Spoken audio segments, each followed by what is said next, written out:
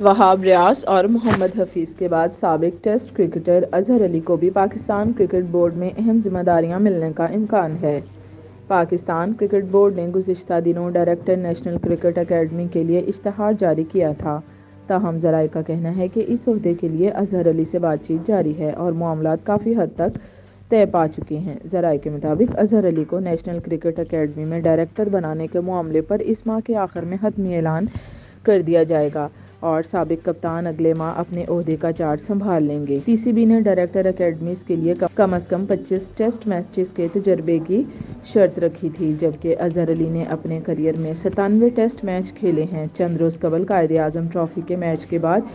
Press conference میں اظہر علی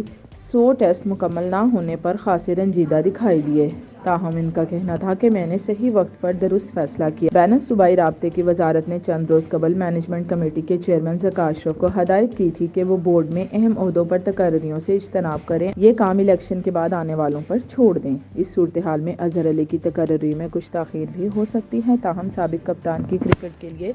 خدمات پر انہیں جلد اہم عہدہ ملنے کا قوی امکان ہے۔